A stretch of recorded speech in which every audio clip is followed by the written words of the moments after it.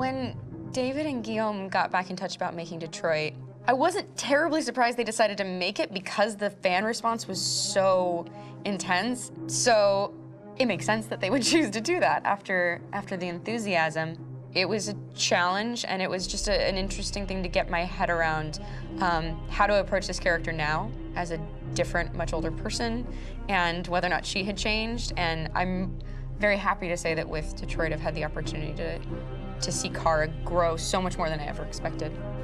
You do the housework, the washing, you cook the meals, and you take care of... God damn it, where the fuck's the rat gone now? Alice!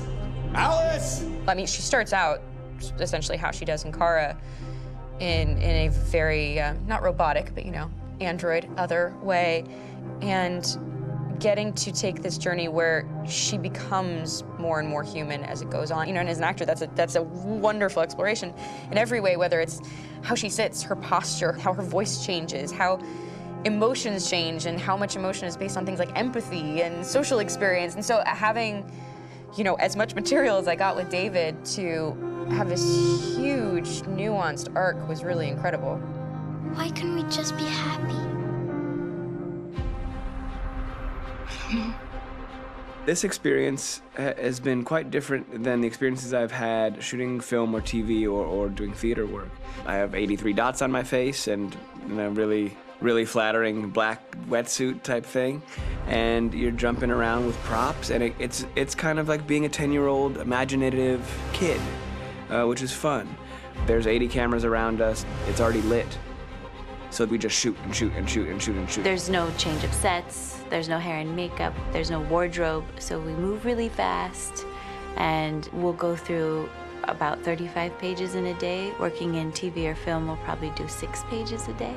It's kind of acting boot camp. It's like working out constantly. I mean, you're doing this thing, and then you got to do something that's completely other back to back to back. And so that kind of process of working is very challenging, but it's also very exciting because you just have to keep coming up with new ideas, and your head goes all over the place because you're trying to keep track of basically 4 different storylines for each different response. You shot that girl, for fuck's sake. It was a machine that looked like a girl. Yeah, I know what I should have done. I just told you I couldn't. All right, I'm sorry. The fact that David Cade, he's telling like many stories interwoven from beginning to end is super complicated and super impressive, and I have no idea how he keeps it all in his head. He's not just the writer or the director who's seeing this from the outside eye, he's also thinking about the player walking through this space. You know, only somebody who really, really loves not the work, but like these characters and these stories and cares about doing something meaningful would invest that much in it. And it's always inspiring to work with somebody who cares that much. My experience with motion capture is this one.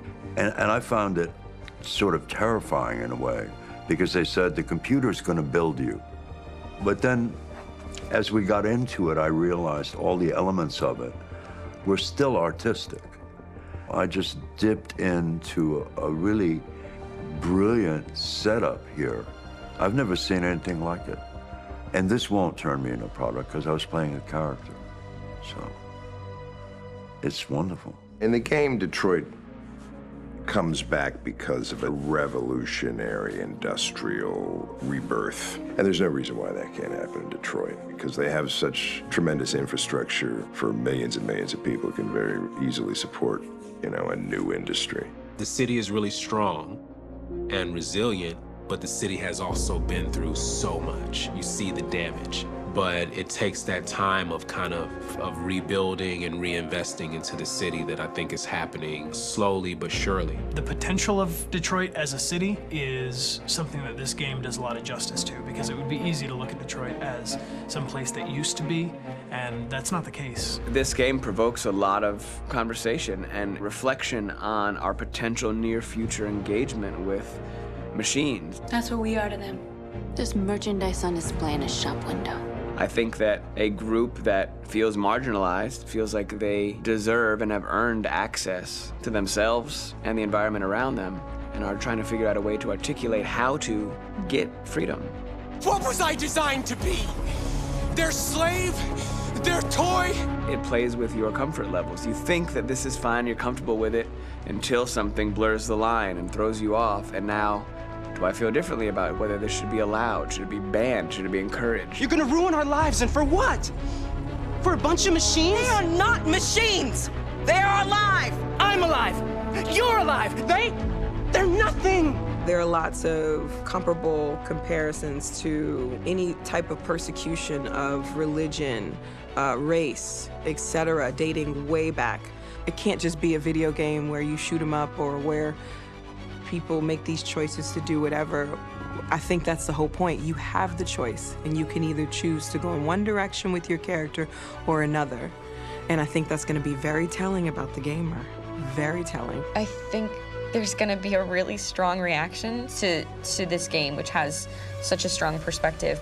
I'm that much more proud of it now to get to be a part of it because it's important. In this game, you're actively building and designing the character through not just what kind of shield does he have or what color hair does she have, but like their temperament and the way they deal with problems. The different endings to this game are so radically different based off maybe seemingly insignificant choices in the moment, but like life, they all add up. And can't play life again, though.